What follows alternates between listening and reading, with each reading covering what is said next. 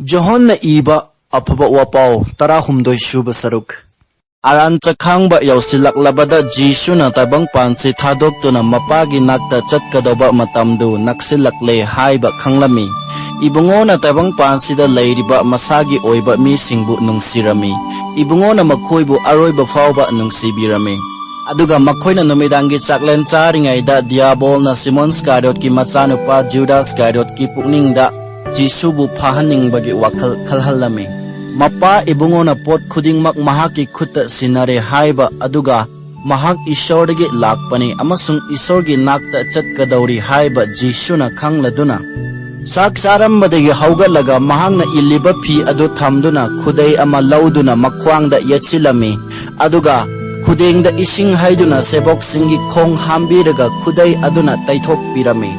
Asumna ibungona Petergi manak yausilaklabada Peterna haira Prabhu ibungona nanaygi khong hambigadawribra. Jisuna khumlai aina tawriba asi hauzikti nahakna khangde adubu tungda khanglakani. Peterna ibungoda hai ibungona kaidawngaidasu aigi khong hambiroidabani. Jisuna khumlai aina nangi khong hambidrabadi nanga aiga karisu thoknade. Simon Peterna ibungoda hai Prabhu adu oirabadi aigi khongta nattana ikhutsu ikoksu chamthokpiu. Jisuna mangonda hai irujakraba mi aduna makhong khakta nattana amuk chamthokpagi kanaba leite. Masa pumba senglabani nakhoi sengi adubu nakhoi pumnamakti sengba natte. Ibungona mahaku pithokadawriba mi adu khanglami maram aduna nakhoi pumnamakti sengba natte haina ibungona haibani. Jisuna makhoigi khong hambiba loiraga mahangna thamliba inapi adu induna amuk phamtharaga makhoida haira aina nakhoida tawkhibadugi maram khanglabara nakhoina aibu oja amadi Prabhu haina kawi nakhoina chumna haibani maramdi ai madumakni. Nakhoigi Prabhu amasung oja aina nakhoigi khong hambirabadi nakhoisu amana amagi khong hambifam thoi. Aina nakhoida tawkhibagumna nakhoina su tawnanaba aina nakhoida khudam oina pirabani. Aina nakhoida achumba hairibani minaina mapudagi hena chawba natte. Pakhon chutpa mi su mahakpu tharakpa mi adudagi hena chawba natte. Nakhoina hiramsing asi khanglaga tawrabadi nakhoi yaipabani. Aina nakhoi pumnamakta ngangba natte aina khandokhrabasing adu aina khange. Toigumasung aiga tal chaminariba mahakna aigi mayokta leire haiba sastragi wa adu thunglaba tai. Masi thoktringai mangda aina haujik nakhoida hairibasini masi thoklaba matamda mahak adu aini haiba nakhoina khangba yananabani. Aina nakhoida achumba hairibani aina thaba midubu lausinba kanagomba midu aibu lausinjabani.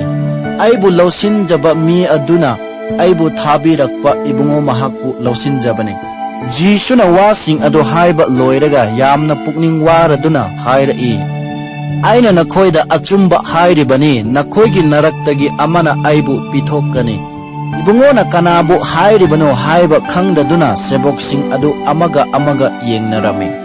Seboksingi marakta Jisuna nungsijaba ama aduna ibungoga hek thangnana phamlami.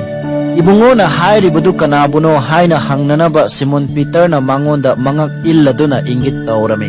Aduna mahangna Jisugi thabakta ngathaduna hangjarami. Prabhu mi adu kanano. Jisuna khumlai aina tal machet luplaga pigadawriba mahak aduni. Asum tawna ibungona tal machet luplaga haugat khiduna Simon Iscariot ki machanupa Judas ta pirami. Judas na tal machet tu lawraba matungda Satan na mangonda changlami. Jisuna mangonda hai nahangna tawgadawbadu thuna taw. Aduda famliba singi marakta kana amattana madu karigi maramda hairibano khanglamde.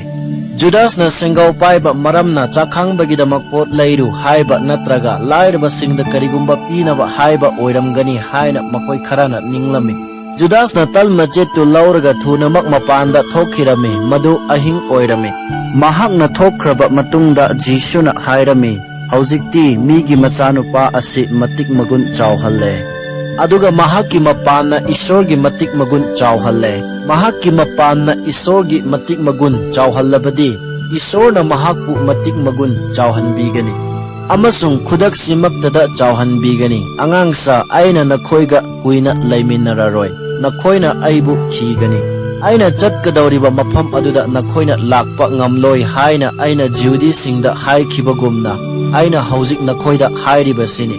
Aina nakhoida anauba yathang ama piri. Nakhoina sen amaga nungsinau. Aina nakhoibu nungsibagumna nakhoisu amaga nungsinau.